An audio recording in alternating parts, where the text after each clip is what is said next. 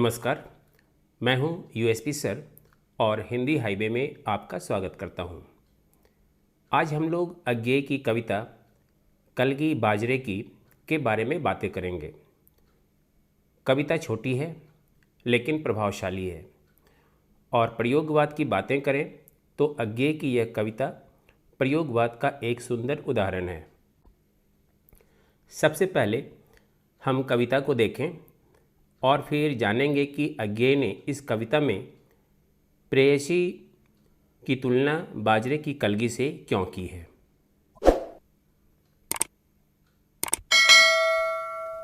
हरी बिछली घास डोलती कलगी छरहरे बाजरे की, अगर मैं तुमको ललाती सांझ के नब की अकेली तारिका अब नहीं कहता, या शरद के भोर की निहार नहाई कुईं तट की कली चंपे की वगैरह, तो नहीं कारण कि मेरा हृदय उथला या कि सूना है या कि मेरा प्यार मैला है, बल्कि केवल यही ये उपमान मैले हो गए हैं। देवता इन प्रतीकों से कर गए हैं कूच, कभी बासन अधिक घिसने से मुलम्मा छूट जाता है। यह कविता पूरी नहीं है। यह कविता का आधा अंश है जो प्रायः सिलेबस में लगा होता है। चलिए इसके आगे के अंश को भी देख लें। निजी किसी सहज गहरे बोध से किस प्यार से मैं कह रहा हूँ, अगर मैं यह कहूँ बिछली घास हो तुम लहलहाती हवा में कलगी छरहरे बाजरे की।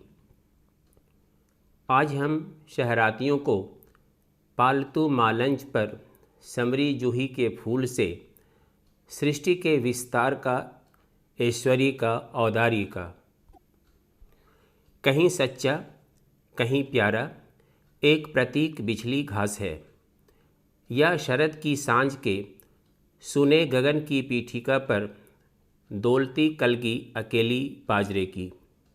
और सचमुच इन्हें जब जब देखता हूँ, यह खुला वीरान संस्कृति का घना हो सिमट आता है और मैं एकांत होता हूँ समर्पित। शब्द जादू हैं, मगर क्या समर्पण कुछ नहीं है? चलें अब इस कविता के भाव को देखें।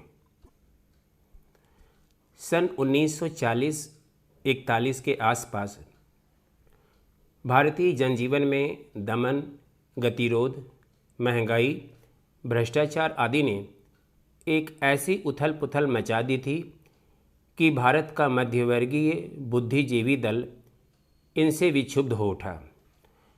जन आंदोलनों की असफलताओं ने उसे नूतन क्रांति की ओर उन्मुख कर दिया। ऐसी स्थिति में एक ऐसी काव्यधारा का श्री गणेश हुआ जिसमें न तो छायावाद किसी मधुर कल्पनाओं की रंगीनी थी, न प्रगतिवाद की ठोस यथार्थ का रूखापन था, बल्कि इसमें अलंकारों के स्थान पर स्वतः स्फुट प्रतीकों एवं सजीव बिंबों को सजा संवार कर रखने के लिए अधिक जोर दिया गया था। यह काव्यधारा प्रयोगवाद थी और कलगी बाजरे की इसका एक उत्कृष्ट उदाहरण है। कवि को ऐसा लगता है कि सौंदर्य के पारंपरिक उपमान बासी और प्रभावहीन हो गए हैं, इसलिए वह अपनी प्रियतमा की तुलना हरी बिछली घास अथवा डोलती कलगी छरहरी बाजरे से करता है। जिस प्रकार हरियाली से परिपूर्ण लहराती हुई घास कोमल, आकर्षक, स्वस्थ और सुंदर प्रतीत होती है, ठीक उसी प्रकार वह भी प्रतीत होती है। जिस प्रकार छरहरी कलगी बाजरे की हवा में झूमती हुई मस्त, लचीली, नयनाभिराम लगती है, ठीक वैसे ही तुम भी लगती हो। कवि अपनी प्रियतमा की तुलना लालिमा रंजित सांझ के आकाश की अकेली तारिका से नहीं करता। वह उसे शरद ऋतु के भोर में ओस से नहाई हुई कुमुदनी या तरोताज़ा चंपे की कली भी नहीं कहता। ऐसा इसलिए नहीं है कि कवि का प्रेम उथला हो गया है, उसमें गहराई नहीं है, बल्कि सच्चाई तो यह है कि अब परंपरागत उपमान प्रचलन में नहीं हैं, वे मैले हो गए हैं। जिस तरह बर्तन को अधिक घिसने से उसकी चमक फीकी पड़ जाती है, ठीक उसी प्रकार इन उपमाओं का अत्यधिक प्रयोग करने से ये अर्थहीन हो गए हैं, प्रभावहीन हो गए हैं। सौंदर्य के देवता इन प्रतीकों से कूच कर गए हैं।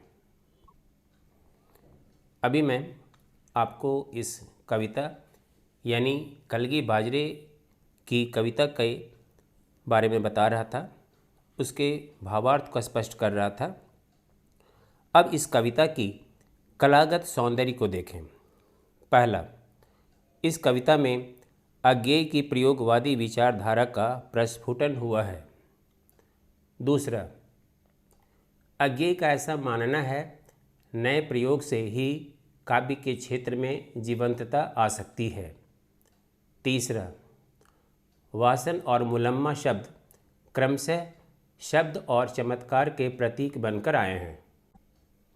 चौथा, यह कविता यानी कलगी बाजरे की सौंदर्य बोध की नूतन अवधारणा से युक्त है।